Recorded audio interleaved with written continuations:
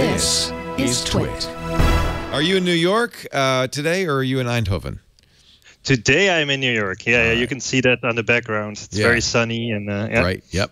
Of course, you started in Eindhoven, a student there, and was this a hobby, the player, when you first wrote it? Tell me how a JW Player came about. Yeah. It was a bit of a side gig. I was doing design school and I was building websites for customers on the site.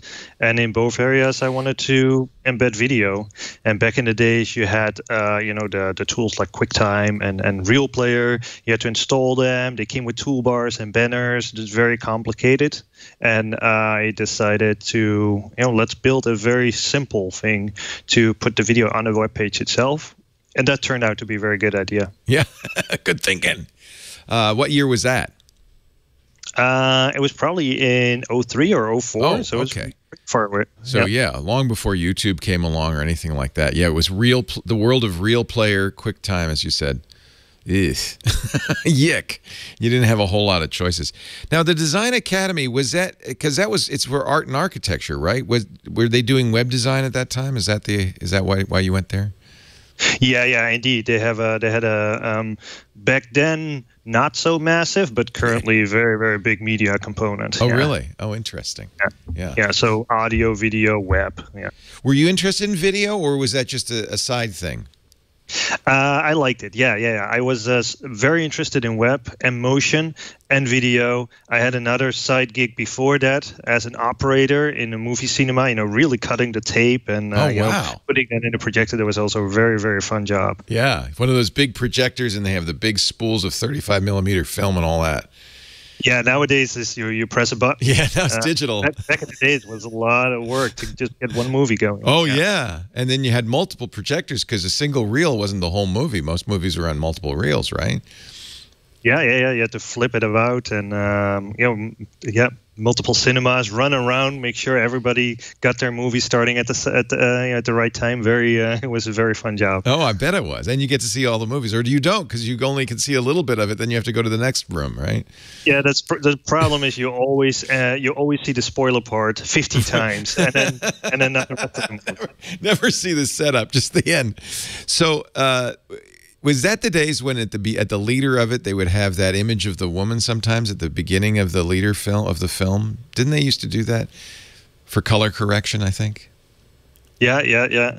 Luckily, we didn't have to do too much of that anymore. But right. Just the whole analog part of it is a world apart from where we are now. Really an amazing thing, and all within a short lifetime. You're a young guy. I mean, it really has changed dramatically. So you made it for clients. You put it on the website. How hard was that? What were the video formats back then? We didn't have MPEG-4 yet. No. It was relatively. It was just about that time when the video went from really post-temp format to the size of, hey, I can really see what's going on here, and I can get a little bit of detail. Right. The formats were definitely not what we're used to today, but it was just VCR, I would say, the initial YouTube videos. Yeah. So there was WMV, the Windows Movie Player, and then within that, the codecs were like Cinepack and stuff like just crappy codecs. QuickTime, which was .mov, but again, that's just a wrapper around. I don't know. Was Apple's using Cinepack too early on? I think, weren't they? Yeah. Cinepack, Sorensen codecs, and then the Flash. They had the On2 codecs, the company that later got bought by Google. Right. So that's a fascinating story. I mean, Flash at the time was welcomed because we had this mess of a scenario. Was JW Player at first written in Flash? Yeah.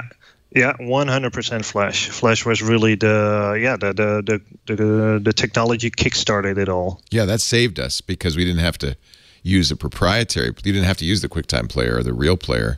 You could use a third-party Flash player, and it would play almost anything you threw at it. Yeah, and it would play in the page, and I think that was a big thing, right there and then. Right, it was an embed in the page. How hard was this for you? Had you coded before, or? I had done some coding, and then it was just a matter of just trying out things, learning, more and more and more, reading blog posts. So the coding part was it was just an evolution, and not too hard, just adding things and adding things. Wait, Flash had its own language. Did you write it in the Flash language? Yeah. Was that Lingo? What was it? I can't remember what it was called. ActionScript. ActionScript, yeah. Luckily, it's very, it's kind of like a mashup between Java and JavaScript, so that was not too hard to follow. Oh, that's good. So your clients say, "Oh, this is great. Thanks, Jeroen. Here's your 400 guilders," and then 15. Yeah, 15 at the time. Yeah. It was nothing. So when did it start to take off? I mean, when did you know that, well, this might be more than just a web design job for me? First you get 10 downloads, 100 downloads, 1,000 downloads. Then I thought, it's gonna, I was very commercially oriented, so I had a great idea to charge 15 euros for it. And then you got these obscure companies, like a company called YouTube, used the player, paid 15 euros. This is before Google bought them. This is when Chen and company were just saying, "Oh, this would be fun to have a video site." And so they came to you and they said, "We want to use JW Player." Did you have any idea? Or YouTube at that time, nobody, was just a thing. It wasn't a big thing. No, they were just getting started. Yeah. They had their friends uploaded some videos. They were just getting started. Yeah. So wait a minute. They paid you 15 euros. Did you ever get any more money out of them? No. So that's it. It turned out that my how do you say, my talents were more on the technical side than on the commercial side. They bought it once, took the code, and ran. And when Google comes along and gives them $3.2 billion, not a penny goes to Jeroen Wijering. 0.1%. That would have been nice. Yeah. That's always I hear that a lot. That's life, right? These things happen. What are you going to do, right?